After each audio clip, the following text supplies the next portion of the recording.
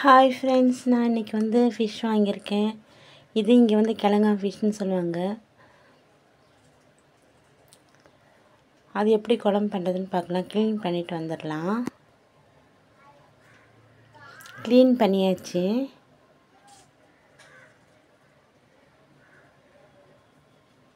சூப்பராக க்ளீன் பண்ணியாச்சு. இப்போ ஒரு கடாயில் எண்ணெய் ஊற்றி கடுகு, வெந்தயம், கருவேப்பிலை போட்டு தாளித்து, அதுக்கப்புறம் ஆனியன் போட்டு நல்லா ஃப்ரை பண்ணிக்கலாம். நல்லா வதங்கணும். நல்லா வதங்கின பிறகு தக்காளி போட்டு நல்லா வதக்கிடலாம்.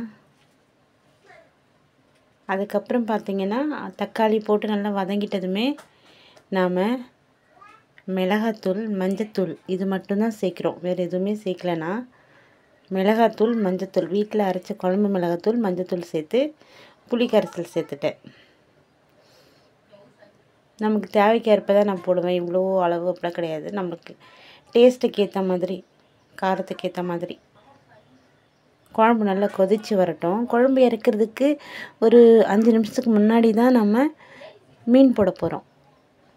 அப்போ தான் டேஸ்ட்டாக இருக்கும். நல்லா குழம்பு சுண்டி வந்ததுமே லாஸ்ட்டாக மீன் போட்டுக்கலாம்.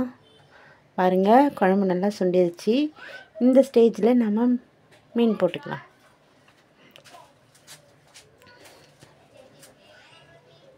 இப்போ ஒரு கொதி மட்டும் வரட்டும். சும்மா ஒரு 5 நிமிஷம்.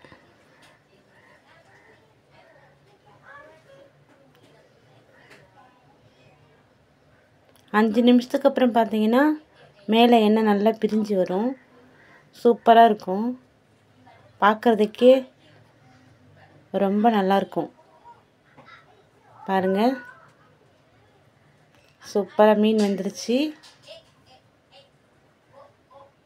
சூப்பராக இருக்குது பாருங்கள். குழம்பு ரொம்ப திக்னஸாக இருக்குது பாருங்கள். இது இட்லி, தோசை, ரைஸு, சப்பாத்தி எதுக்குனாலும் நம்ம யூஸ் பண்ணிக்கலாம். சூப்பராக இருக்கும்.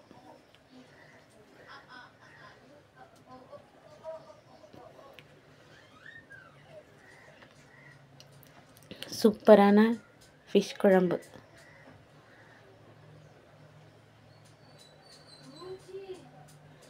இப்போ கொத்தமல்லி போட்டு இறக்கிடலாம்.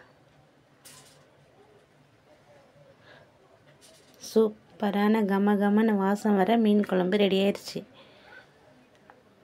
என்னோடய ஸ்டைலில் நான் செஞ்சேன். நீங்கள் எப்படி இருக்குன்னு கமெண்ட் பண்ணுங்கள். பார்க்குறதுக்கே சூப்பராக இருக்குது பாருங்கள். சூப்பரான கிழங்கா ஃபிஷ் குழம்பு ரெடி. Bye friends.